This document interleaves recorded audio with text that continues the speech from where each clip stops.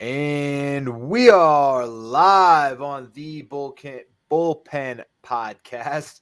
A little late to the show tonight. Had some stuff going on. Had to take care of the family. So we do apologize for running a little bit late. But hopefully you are here with us now. And if not, catching us later on the podcast. Wherever you get your podcasts, follow the Bullpen Podcast, Apple, Spotify. We are on YouTube, Facebook, Twitter. Find us on all your favorite social media events or platforms at the Bullpen Pod on Twitter.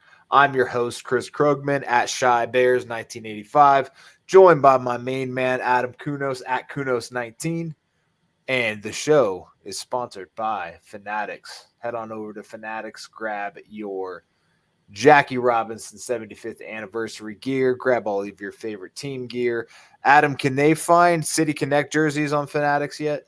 Yes, they can. So they are selling City Connect jerseys from last year. They will be selling City Connect jerseys for this year on. So National fans, Astro fans, make sure you click on our link tree. And then I'll see if I can find the link directly to the City Connect jerseys. But I know that some jerseys were going faster than others, but they got plenty of gear available for everyone. Fantastic, brother. How are you tonight? Chris, doing good. I know you weren't here last year, but my wife subbed in as co-host for you. She did a fantastic job. She kind of wanted to punch me after with some of my comments I made about the Rays, but I'll leave that for another conversation. But it's doing good, Chris. Doing good. Fantastic, man. I looking forward to talking opening week. Opening day was last Thursday. So yeah, let's jump right in. What are your takeaways from the opening weekend of Major League Baseball? Well, I think the thing that I look at is we had two highly anticipated prospects make their Major League Baseball debuts. We had Bobby Witt Jr., who made his Royals debut.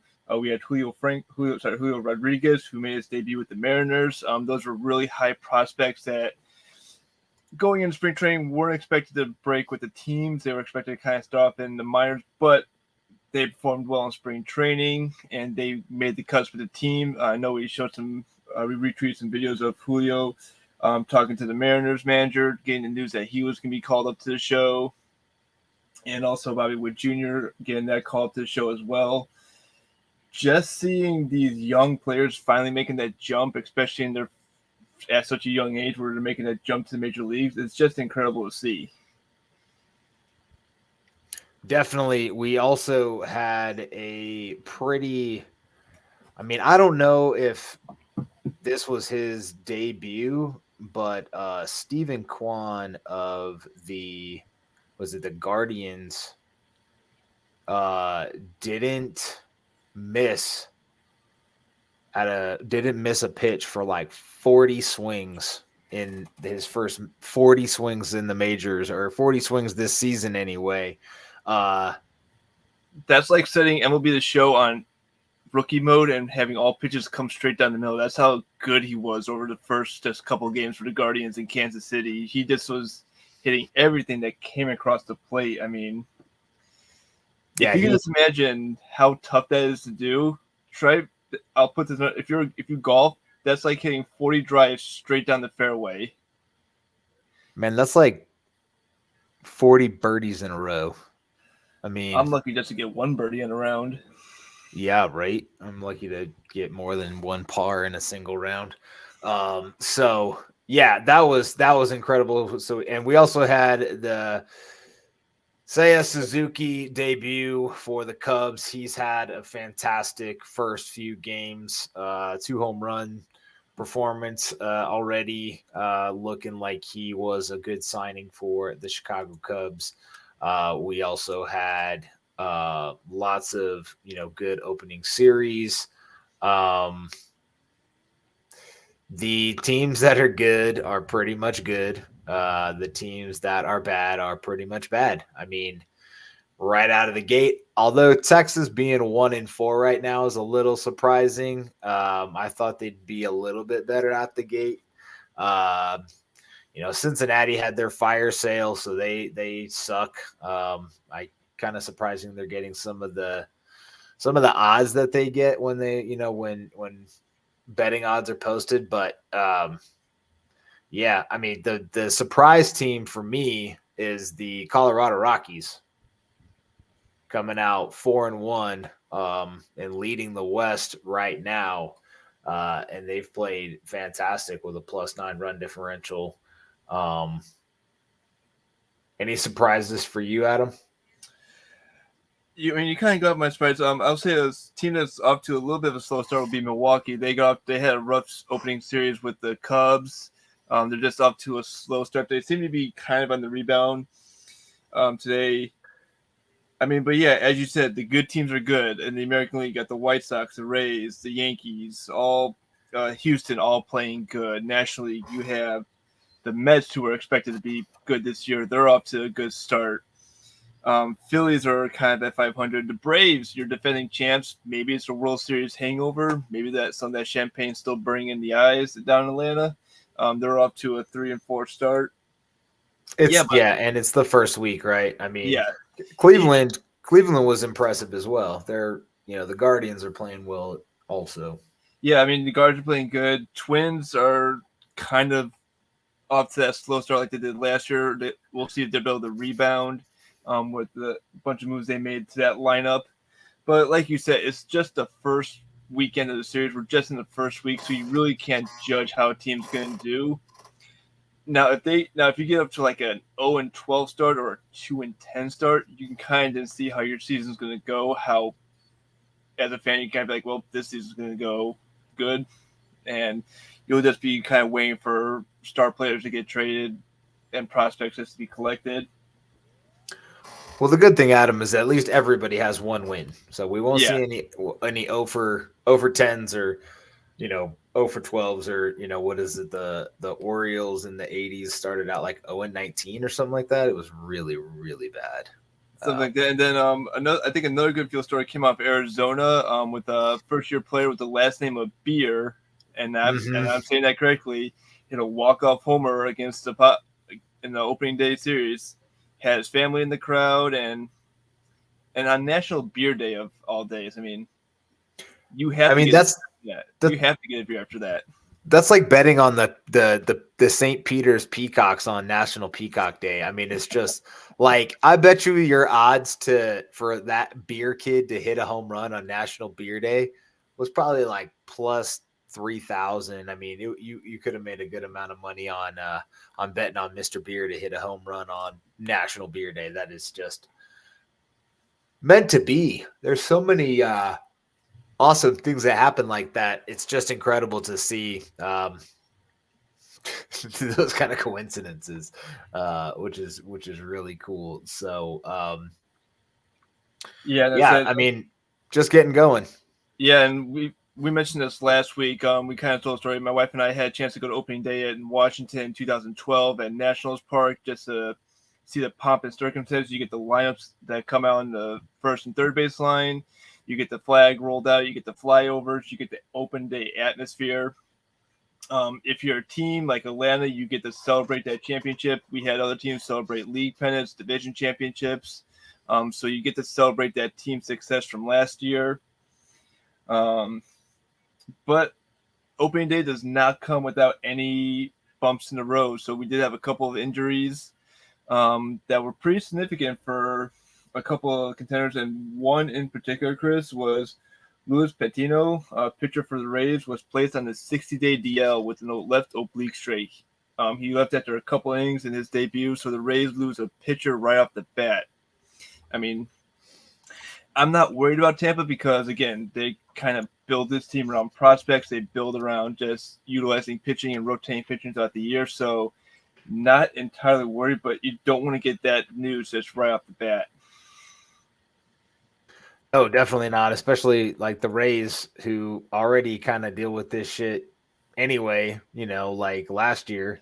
So it'd be good for them to not have this continue to happen to them, but it is, something that, every major league team has to deal with. Fortunately for the Rays, they have what seems like a never ending supply of talent coming in from the minors. So I'm sure that they'll figure it out and be fine. But unfortunate for Patino and the Rays to have that happen already in the first week of the season. We did have a few contract extensions that happened either right before the season. I think maybe it was opening day that the J.P. Crawford Mariners deal was announced. Why don't you tell us about the details of that one, Adam? Yeah, so again, I believe it was like right around opening day. So J.P. Crawford agrees to a 5-year extension, $51 million with the Mariners. So he will be in Seattle for the foreseeable future. I like that extension. Seattle has a good team, and keeping him on board with that team is going to be good. That I think he fits well within Seattle's system. And then the Pirates, who I think made probably a great deal with this player, Key Bryant Hayes, has agreed to an 8-year deal. 70 million is guaranteed. So Pittsburgh is a young team they're building, and they're keeping a good young star on that team for 8 years. So those were the two big deals that were announced around opening day. Chris, in your mind, which deal is more significant, Seattle's or Pittsburgh's? That's a good question. I mean, the Crawford deal, obviously, like you said, the Mariners are probably farther along than the Pirates are right now. But I think Brian Hayes is a very talented third baseman and will be a cornerstone for Pittsburgh for years to come. So I think that's probably the more important deal for a team. But both players are solid and will, help carry their respective clubs for the next few seasons. But yeah, I'd say the Bryant deal. What about you, Adam? I mean, I agree with the J.P. Crawford Mariners. The Mariners are a little farther along in their build. They had some good success last year, and I think they'll hopefully make that jump to end what is the longest postseason drought in baseball. And finally make the playoffs with one of those 3 wild card spots that are available in the American League. I mean, and don't get me wrong about Pittsburgh. I mean, a good young team, and I think they'll build they'll get those pieces over the next couple of years and finally build to contend with Milwaukee, St. Louis, and most likely Chicago and Cincinnati for that Central Division. But I don't think Pittsburgh will be a threat in the National League for the next couple of years, unfortunately. They're still in that building process. Yeah, for sure. Well, good for both those guys getting their money and staying with their ball clubs. It's as a fan of the game or of a team that has a good young player, you always want to see those players get retained and not traded away like we've seen so many times in the past, where guys come up with a squad and get. Oh man, we didn't even mention the biggest one. Unless you guys talked about it last week and I missed it or forgot about it. But Ramirez re-signing with the Guardians. Yeah, we touched on that last week. Ramirez with the Guardians. I actually have a good friend who lives close by who is a huge Guardians fan, and I can tell you she was breathing a sigh of relief that the Guardians has signed him, because he is probably the last player remaining from the 2016 World Series team that obviously fell to the Cubs in 7 games. But he was kind of on the edge. Would he be traded in Cleveland? Would he be on for just one more year? We weren't sure which way the Guardians were going to go with this, and it looks like that. They're going to keep him on. They're going to use him probably to build around. They got young new pitching staff that's coming up. They got some young players coming up in their farm system's actually ranked in the top 10, I believe. So Cleveland does have some good pieces in play in the minor leagues right now, so they can get better. But it was all depending on how they would handle Jose Ramirez's contract, and they answered that by giving him an extension. Yeah, for sure. And good for him and good for them. Like I said, that was what I was getting at, is we almost saw Ramirez get traded to, I believe, the Padres were the ones in question. And then I was asking some of the guys I know that are Padres fans, like, where are you going to put him? Because you already have like an all-world third baseman at short or at third base in Machado, and the conversation was around Machado moving to short, and obviously Tatis playing right or wherever they stick him in the outfield. So happy for Crawford, shortstop for the Mariners, getting his big deal. Brian Hayes and Jose Ramirez, third baseman, getting their big deal. So congrats to those kids and those fans. Make your money. Speaking of money, we talked about this a little bit a couple of weeks ago, where the MLB decided to piss on the fans just for money and sign an $80 million gajillion dollar deal with the devil himself, Apple TV. And Steve Jobs probably came back from the dead to sell this to MLB. But I go to watch a game. It's like a freaking it was Friday. Was it Friday? When the hell was the game? I think it was it had to be Thursday or Friday, because you were texting me as I was trying to get stuff done around here. I looked down and text and go, Chris texts my wife, what do you say? He goes, he hates Apple TV Plus and MLB. So we turn on the feed, and my wife said it was okay, but I'm like, that's interesting, but I'm going to leave the floor to you, Chris. You may rant away. How is it a blackout on MLB TV? Like I talked about, like if this was allowed for like local broadcasts and like SNY to get their money too, would be fine. But it's exclusively for Apple TV. Now I can't watch those games, and I am pissed because I don't have Apple TV. I'm not going to get Apple TV just for the MLB package.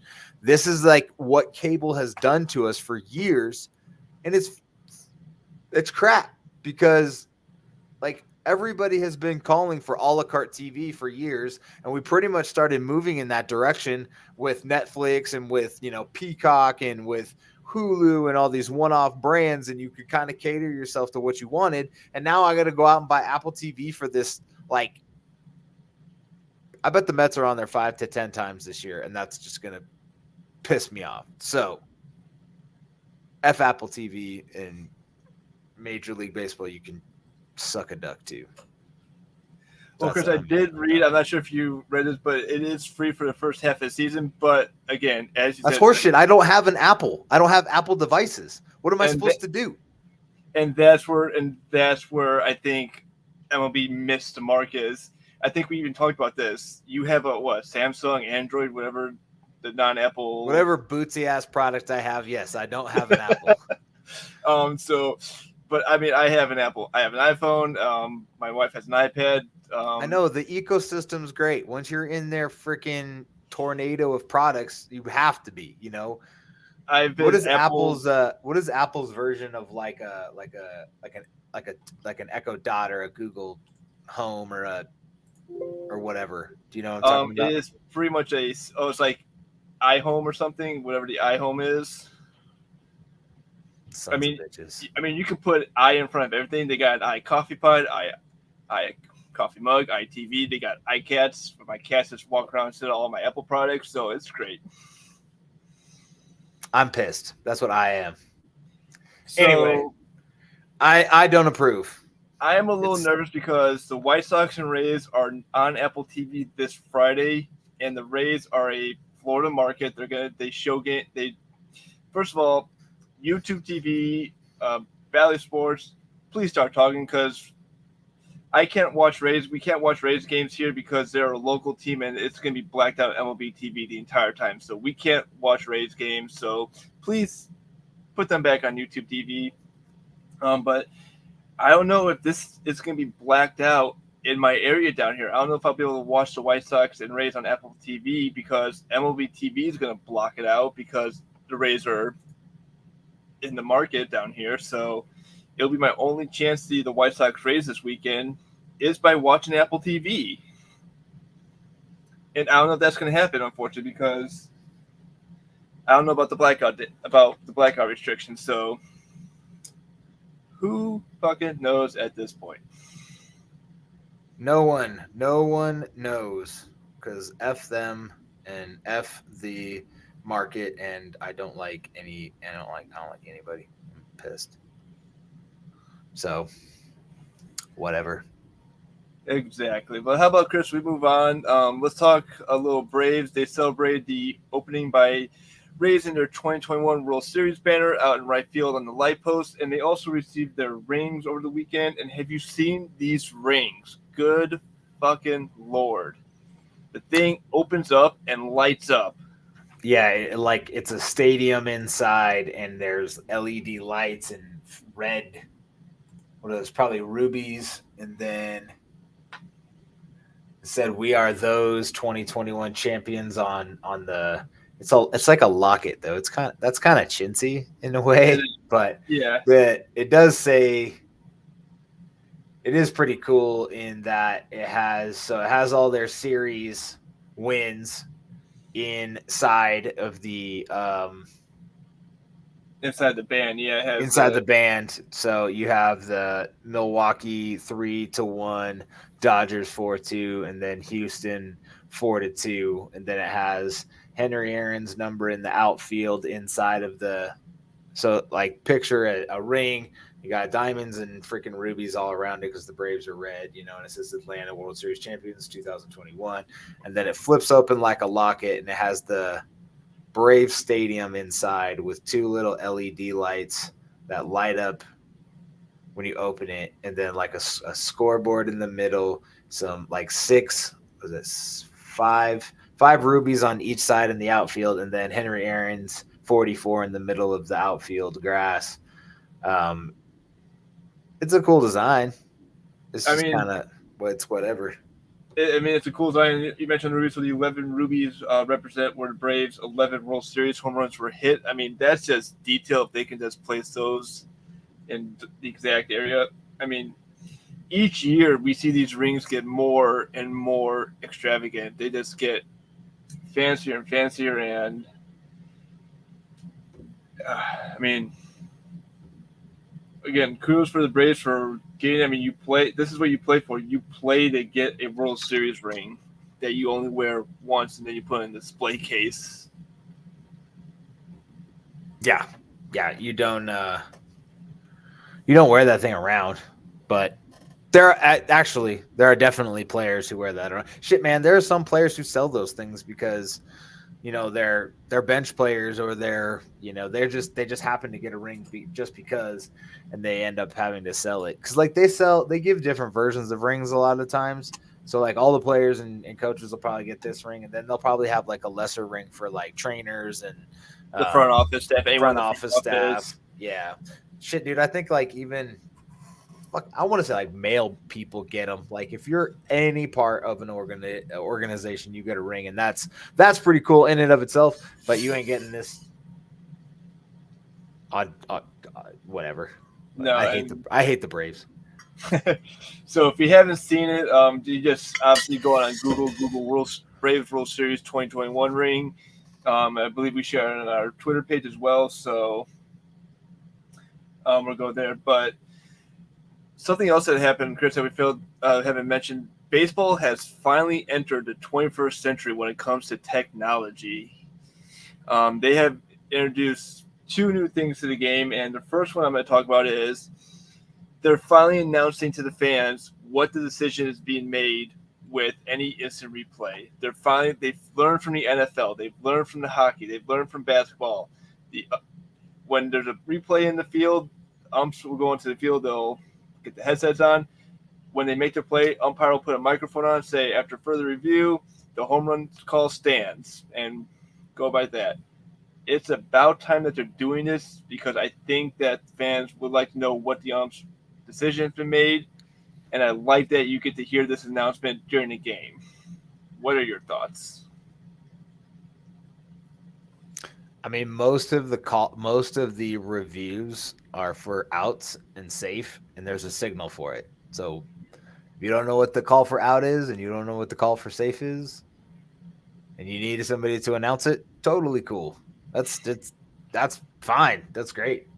There was one the other day where Pete Alonso hit just a monstrosity of a fly ball that landed in the stands, and it was called foul from jump. And I don't understand the, like, I can't remember if, like, how many did they get a certain amount of challenges per game? 3, right? They get 2? 2 challenges. They get 2 challenges a game. I believe when you get the extras, they do get another challenge. But I believe I'm not sure if that's postseason rules, but you get 2 challenges during the game. Well, baseball changes the rules every other day and midseason, True. so who knows? But so the reason I asked is because the Mets challenged back to back on 2 plays, both having to do with Alonso. So he hits a fly ball into the stands. It's ruled foul. They review it, and it's deemed still foul, and the guy announces it. So that was kind of nice to hear it on TV and hear him say, it remains a foul ball, or it's foul ball, whatever, right? Yeah. And then the next play, he grounds down to third, and this poor third baseman for the Phillies had already had 2 errors in the game. He had a fielding error and a throwing error, and then he throws another one, and it's off it's off the base. So Rhys Hopkins grabs it and tries to tag Alonso, and it looks fine on full speed, and then he missed him, and the Mets had to challenge right away, and they actually got that one. They won that challenge. So wonderful. You can announce plays. What else do they got? They got robot umps yet? Because umpires are fucking terrible, Adam, and I'm about to go off about this too. So go ahead, tell me, do they have robot umps yet? They don't have robots, but they're getting close to that. They've introduced something called a pitch com. If you haven't seen it, it's pretty much the catcher will wear a device on their wrist. They'll have the plays kind of like a quarterback does, but on the opposite side, they'll have a set of buttons to where they can give the pitcher the next pitch. The pitchers will wear a headset in their hat. It's very inconvenient. Doesn't go in, and they will hear the pitch that the catcher has input in the pitch com right to their ear without. You say it's very inconvenient? Yeah, the device in their hat, like you can't even tell that they're wearing it because it fits. So it's inconspicuous. Yeah, inconspicuous, whatever. Inconvenient would be like it's a pain in his ass, bro. But the cool it's very inconvenient for the pitchers, but you can't even see it. Yeah. So, but the cool thing is it like a little speaker, or does he have like an earbud, or? It's a little speaker that sits right above the ear, and he can hear the pitch right here. I'll tweet the MLB did a little segment about this. I watched it on YouTube. I'll tweet the link out to the YouTube videos so you can actually see it. You can program what pitches you want into the pitch com. It can be to different languages, so it can be Spanish, Japanese, Korean, whatever language you need. So like when Shohei Ohtani pitches, they can set it to Japanese or English, whatever his preference is. And other players change it, like, can you change the voice like Siri to have like an English accent, or like no, I don't know. Like I would put Morgan Freeman on there. Be like fastball. Slider. You will throw a fastball down and away, and you just hear Morgan Freeman go like, "All right, Morgan Freeman, I'll throw that. Okay, you got me." This is so much, like, you could have so much fun with this, like you get Samuel L. Jackson and be like, "Splitter, motherfucker." Throw the splitter. And yeah, if the catcher gets to fuck with the pitcher and be like, "All right, this one's gonna be, seductive Sally or whatever," and be like, "Ooh, throw a slider." Could be a lot of fun, but it is. But whatever. This is actually kind of cool. It has sped up the pace of the game to where you're not seeing pitchers and catchers arguing. I mean, if a pitcher hears a pitch that like, he that shakes off, catcher goes, "Okay, whatever," punches another button, and he'll hear a pitch that hopefully he likes. So they tested it out in minor league last year. They tested it out in spring training. Not every team is using it, but this has been in place. So we are seeing some teams use it. Some teams are opting not to use it, but I actually like this. Again, this speeds up the game of play for us. I mean, I don't see how it speeds up the game of play, because like you're throwing all your fingers down there and blah blah blah blah, and he's shaking them off the whole time. Like, what's any faster about? The only thing I think is faster is like you don't have to fake your signal. So like, what my next question is, have the Astros figured out how to hack this yet so that they can continue to steal signs? You know, I don't know if they have or not, but you never know. They will find a way. Um, but what I mean by this pace of game is after a pitcher throws and he kind of walks as the catcher throws the ball back and the pitcher's walking around, the catcher can already be setting him the next pitch. So by the time the pitcher gets back to the mound, he knows he has to throw a curveball. Doesn't have to wait for a sign. Can set and go right into the pitch. So it kind of shortens the time span in between pitches. This makes me happy, Adam. I like it. I think it's I cool. And the next thing that will come, robot umpires. You're better, man. I'm telling you, bro. They are so like I don't care that you miss a call here and there. What I really care about is consistency. And if you're gonna have a certain strike zone, keep it. And if I see a pitch, because now we all have the strike zone box, so we can all tell when the umpire's a shitty umpire is missing calls. But you're seeing balls that are slightly off the plate being called strikes, and then 2 pitches later, or for the other team, they're called balls. And it's like, dude, you just called that pitch a strike, or you just called that pitch a ball. And you see, like you can bring up Statcast and everything like that, and you can see pitches that are right down the heart of the plate being called a ball, and it's like, why are we trusting humans still? And it's probably, whatever. Give me robots. I'm just tired of it. I'm very for autonomous driving too. I don't want to drive my car anymore. Driving used to be fun, and now I just want somebody else to do it for me. Well, But don't be if like the car in San Francisco that got pulled over and the cop's like, there's no one here. Then all of a sudden, as the cop's walking back, the car just speeds away on its own. So I love it. That's fantastic. Well, speaking of the Trash Tros, they introduced their City Connect jerseys. And Adam, I got to be honest, they are absolutely fantastic. You alluded to it when we were talking about the City Connect jerseys, that the Astros would probably do something revolving around NASA, and being the home of the space program. So they did that, and they have the Space City jersey. City Connect jerseys. Give the folks a little bit of a verbal rundown of what they look like, Adam. all right, so pretty much, and I got a picture of the full uniform on another one of my screens. It's a navy jersey and cap from head to toe. So it's a navy jersey, navy pants, navy cap, and you have like granite orange yellowish socks that kind of resemble when a rocket blasts off the flame coming off the exhaust. So the Space City is spelled out just like the NASA font. You have the grid sleeves, kind of like your astronaut uniforms.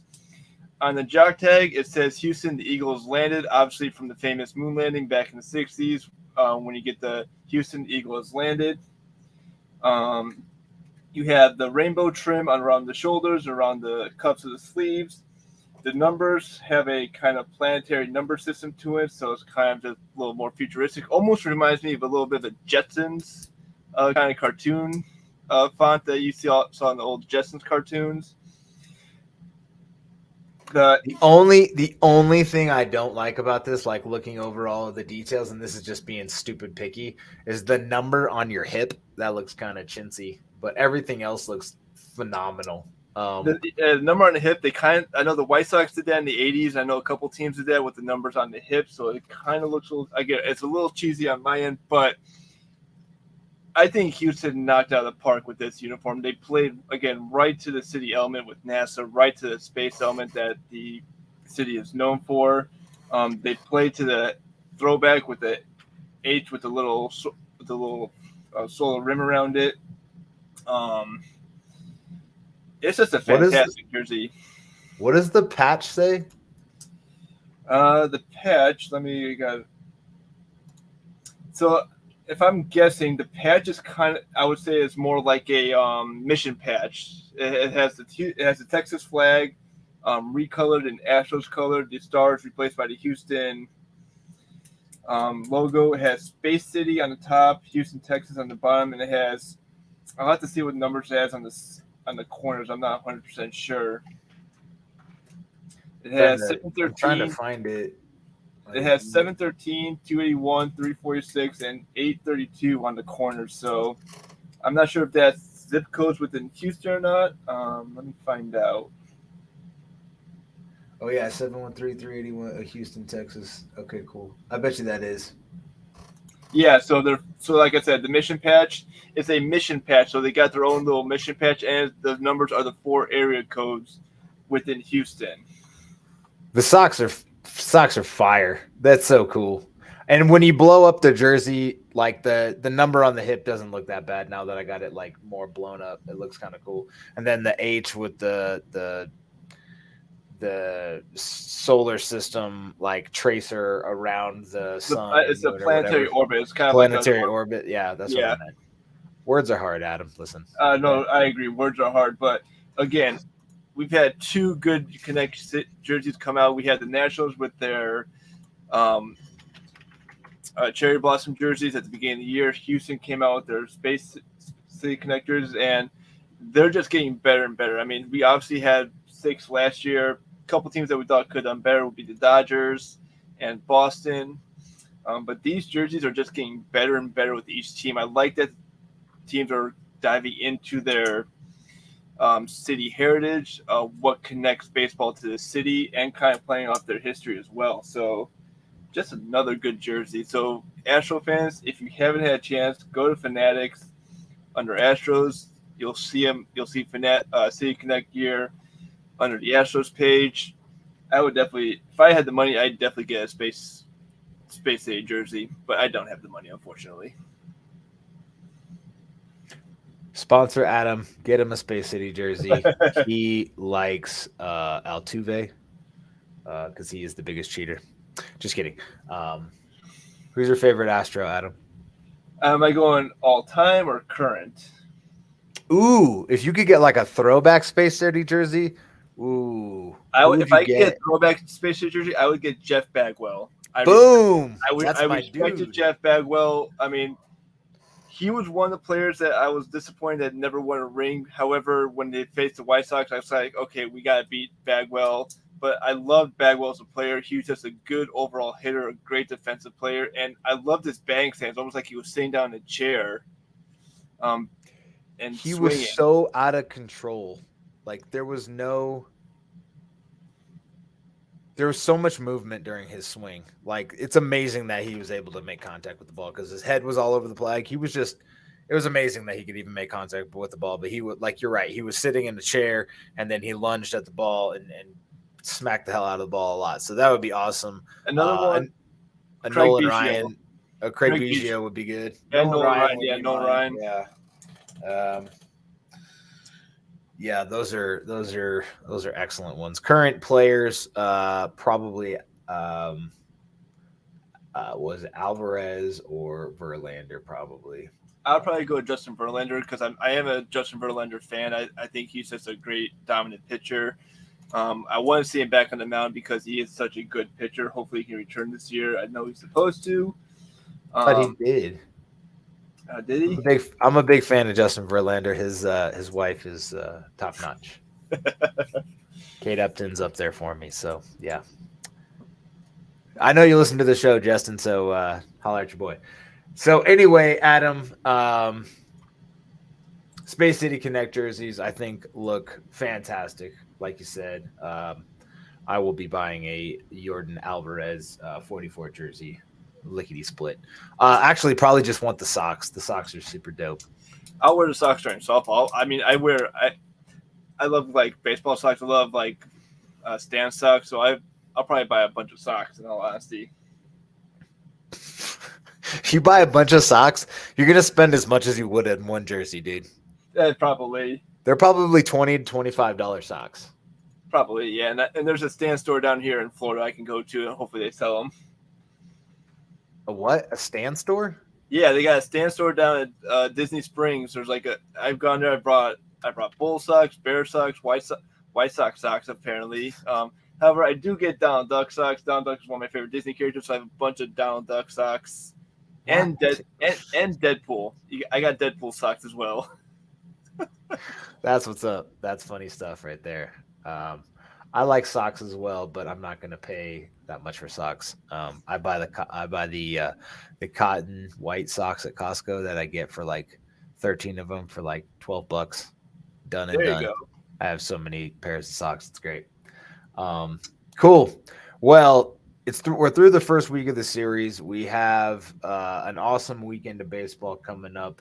Lots of good series that will. It's so funny, Adam, and like I was talking to a buddy of mine that's a Mets fan as well, and Mets Twitter is fucking bonkers already. And every night is like game 7 of the World Series. And I don't know what it is. And maybe it's just the beginning of baseball and because baseball's back, but like it already feels super intense. And we still have well over 150 games left. Do you feel that way as a White Sox fan? Like every game is just already intense. Like so the Mets lost a freaking lead. Like they had a 4 or 5-0 lead and blew it in the back half of the 7th through the 9th inning. And it was just soul crushing. And it's like, this is not that big a deal. We're in fucking April. I mean, I can agree with that. I mean, the White Sox opened up against Detroit. They had a lead going into the late innings, blew the lead. Hendricks came in, couldn't get the save. Javi Baez kind of came back and bit the Sox in the butt with a walk-off. And then, obviously, they bounced back. White Sox Twitter, though, I mean, I'm not sure which is worse if you're a Chicago fan, Bears Twitter or White Sox Twitter, because any White Sox Twitter's they're kind of kinky. I mean, if I'm being honest, I mean, if that's probably the most PG-13 way I can put that, but they're kind of dirty. Yeah, I will say a little on the dirty side if you haven't seen White Sox Twitter. Parental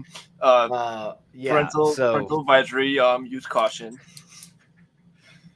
But yeah, it is just April. You can't put anything in the States because I have the White Sox Mariners on mute right now, and we've had 2 players exit the game, but it's downpouring in Chicago right now. Josh Harrison's out with some back stiffness. Eloy Jimenez left with ankle soreness because it is just downpouring in Chicago right now, and there's a couple of fans in the stands with just ponchos on, just braving the elements.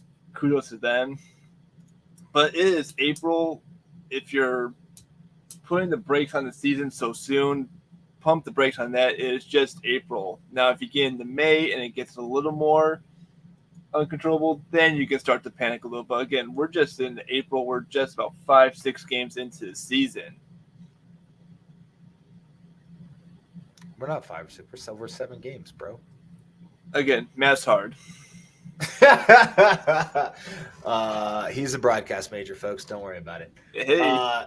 Yeah, we said words are hard earlier, so Adam's working on his words. I'll work on math.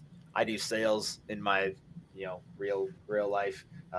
Since I'm working on a sports management degree. I'm taking sports finance right now, and again, numbers, words, textbooks hard. Adam uses all of his brain power during the day, so don't give him any shit. And if you want to, just blow up his personal Twitter. Don't hit it the pod page. At Kunos19, it's all caps. You can find me on there. Do you have to type all caps? I just put in all caps. I think my phone just whenever you're just yelling at the people. Kunos19.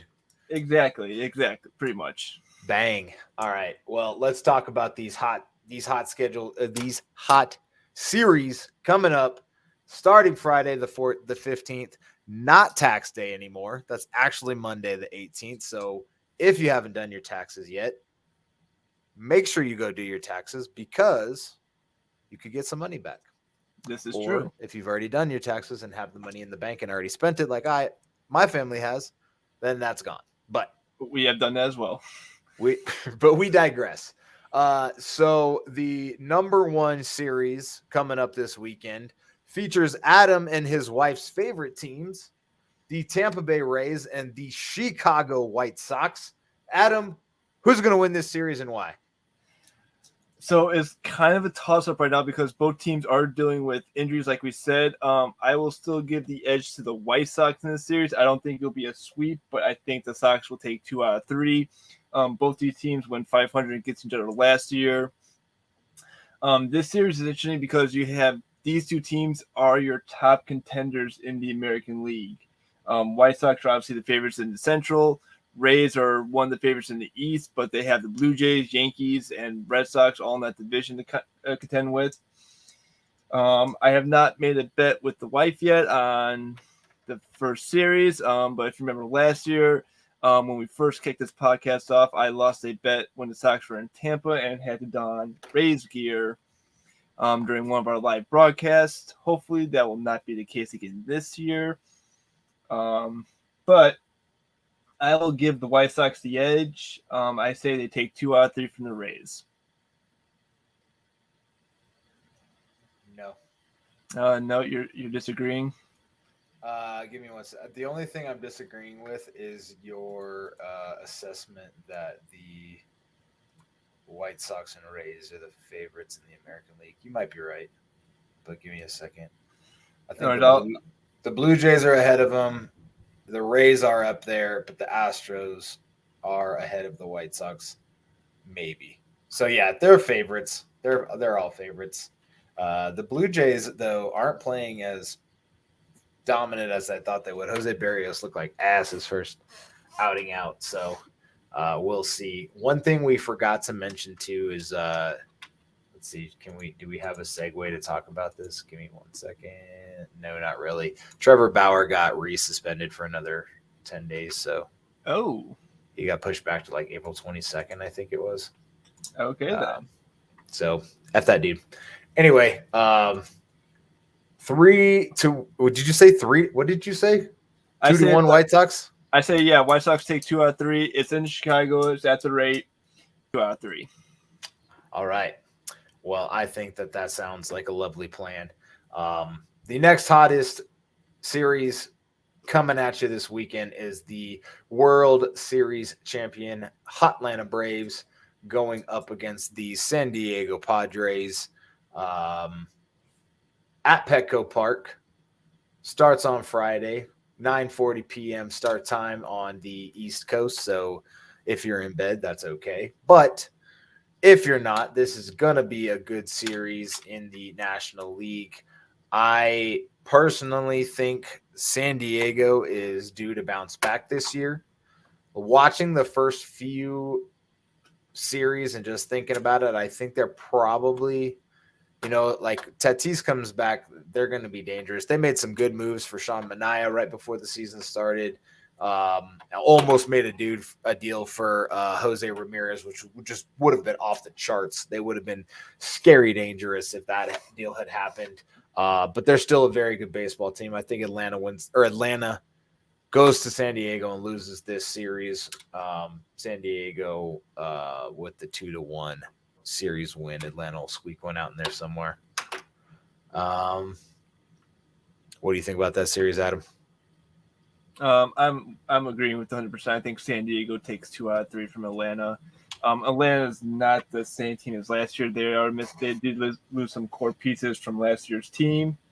But again, I agree with San Diego. Once Tatis Jr. comes back, that team is going to be very dangerous. Obviously, they've kind of built up with Bob Melvin taking the helm as manager this year. He has done well with Oakland. He's done well with Arizona. So he has some track records proven to take teams to playoff series. But he just hasn't gotten past that league championship bump. Every time he's been there, he has lost in the league championship. But yeah, I agree. I will go. I'll go Padres, take 2 out of 3. I think Atlanta does get 1 in San Diego, but it will be a very hard win for Atlanta. But I'll give the edge to the Padres. There you go. Next hottest series on the docket is the American League champion Houston Astros at the Seattle Mariners, who have made some key additions as well, have some young stars, and are poised to make a run at a playoff bid this year with the extra spot and with almost making it last year. Houston at Seattle, T-Mobile Park, 9:42 start time on Friday. Adam, it's an American League battle. So I will let you take it away for the folks who wins this series. This series I've been since I saw I've been kind of going back and forth. We'll flashback to last year. Seattle did win the series last year 11-8, so they kind of had Houston's number throughout the series. Houston, even though they lost Carlos Correa to Minnesota in the offseason, Houston is still a dangerous team. For some reason, they're still that pick in the American League West. I'm giving the edge to Houston. I just think Houston has a little more experience when it comes to just series. I'm looking at who Houston has coming up. They got Ortiz on the docket for Friday. They got Verlander pitching for Saturday, and they got Uruguay pitching on Sunday. So they got a good pitching staff lined up for this weekend series. Seattle hasn't made their rotation yet because they're still playing or they're still working out their rotation dealing with Chicago right now. The Astros will avoid seeing Robbie Ray because he is pitching tonight, so they will not see him most likely coming up in this series. They'll probably look at Gonzalez, Flexen, and Brash in some way, shape, or form for Seattle. I agree with that. So it's a 3-game series. I'll give Astros 2 out of 3 in this series. Yeah, I agree there. I think the only chance Seattle has at winning one of those games is potentially that opener against Odorizzi of Houston. He's, a little bit. He's not their best. He's not the best starter that's going to go in that series. That's going to be Verlander, and then Urquidy's not, that bad either. But Seattle having Gonzalez throwing on Friday most likely is their best chance. Flexen's not terrible, but we'll see. As far as our next hot series, we go to the National League Central for the St. Louis Cardinals at the Milwaukee Brewers, who are starting out rather shitty. That pitching staff was absolute fire last year has not done well this year. They most likely will throw out Peralta, who is their 3 on Friday, so they won't see Burns or Wood. Well, the series actually starts on Thursday, so Woodruff will throw Thursday against St. Louis. Right? Yeah, Woodruff on Thursday. Yeah, right. Yeah. Woodruff on Thursday. And he had a rough first outing. He had a rough first outing in his first outing, so yeah, definitely. So hopefully he can bounce back and be the Cy Young candidate that we know him to be. Freddie Peralta on Friday, Hauser on Saturday, and Ashby on Sunday to finish it off. Man, they have a hell of a stretch. See, the Brewers play every day for the next week. Playing in Baltimore tonight, St. Louis tomorrow through Sunday, and then Pittsburgh on Monday and Tuesday. Good God. It is just nonstop baseball. That's fantastic. So do the Dodgers, though. I mean, pretty much everybody is for a while, right? Or whatever, because they got to make up games. Bunch of dicks. Should have just went ahead and signed the deal earlier. But for the St. Louis Cardinals, most likely you'll see Wainwright on Thursday, Mikolas on Friday, Steven Matz on Saturday. He looked like shit his first outing. Wainwright looks solid. And then to be determined, the most famous pitcher of all, TBD on Sunday. So I think Milwaukee bounces back, wins this series, or they probably split 2-2. I mean, I think Seattle-Milwaukee is going to be a good battle for the Central, in all honesty. I think Milwaukee ends up winning the Central, but St. Louis is going to be a good team. Yeah, I'll give you that. I was actually thinking it's going to be a 2-2 split. I think they'll split this 4-game series. These two teams are going to be near top during the year, battling out for the Central in the National League. So I'll still give the Brewers an edge in the season series, but to start off, I will give this as a series split 2-2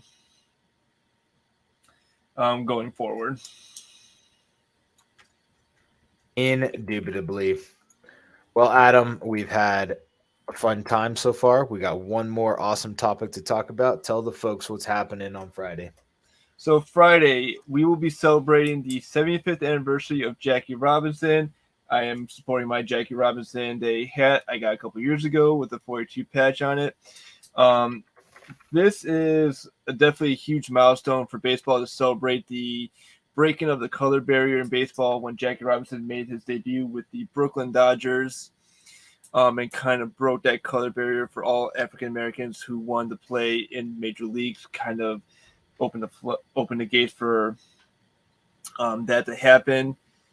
It is very significant because when they started celebrating Jackie Robinson Day back in '97, celebrating the 50th anniversary, I don't think a lot of young players knew about him growing up. But now that we're celebrating him every year, where you have foundations being named after him, young players are learning more about just how good of a player he was. And if you want a good reference, go watch the movie 42 with Chadwick Boseman playing Jackie Robinson, the late Chadwick Boseman.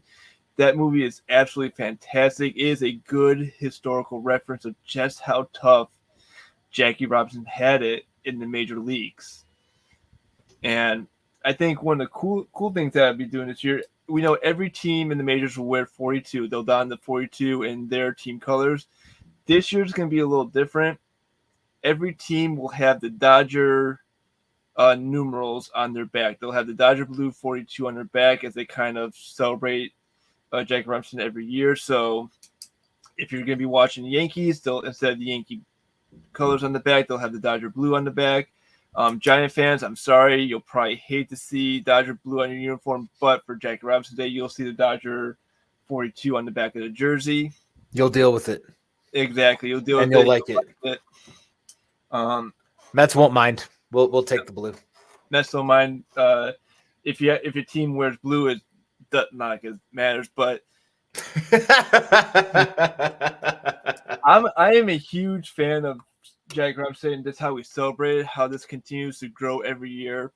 I like when players start wearing 42, and then it just got into where everyone wears 42. And fun fact, when they officially retired 42 in '97, Ken Griffey Jr. asked at that time Bud Selig if he could wear 42 on that day. And there's actually a little video on Twitter that the MLB account actually tweeted out that Griffey wore 42 on Jackie Robinson Day back in '97. This case, Ken Griffey Jr. is the man. Exactly. And I know I kind of rambled on about this for a while, but I love Jackie Robinson Day. It's definitely a good celebration. I'll probably end up watching 42 on that day before any games. Chris, what are your thoughts on this milestone coming up for baseball, the 75th anniversary celebration?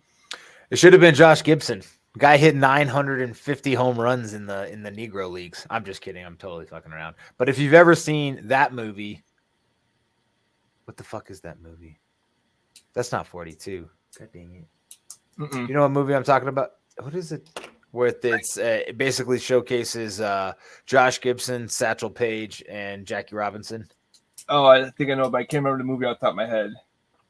I'll figure it out. Anyway, I think it's fantastic what they do to celebrate a time, or just remind people that there was a time in history where, you know, Black people were not treated correctly or with dignity and respect like they should be, like a human being. And it's awesome that they celebrate Jackie Robinson and how well he portrayed being a person, you know, just a human being, a good person. And he's just to honor him every year is fantastic. And to have this 75th anniversary is phenomenal. And honestly, dude, I can't remember if I've actually seen 42. So I might do that on Friday as well, because that sounds like a good way to spend my day while I'm working. Yeah, I know it's one of our favorite baseball movies here at the Kunos household. We love that movie. Again, Chadwick Boseman, great actor, does a fantastic job portraying Jackie Robinson. Um, it's just such a great movie, and I think that movie does Jackie Robinson very well. They honor him very well in that movie. Soul of the Game is the movie that I'm thinking of. There you go. That's what it is. Yeah, it was a good movie. It's a TV movie, which that's a trip. I remember that. Anyway, both of those movies celebrate Jackie Robinson and the Negro Baseball League before Jackie was signed. So if you have a chance, check out both those flicks. Let us know what you think. Let us know what you're doing to celebrate Jackie Robinson Day. Let us know what you think about the series coming up this weekend, who you're rooting for, who your favorite teams are.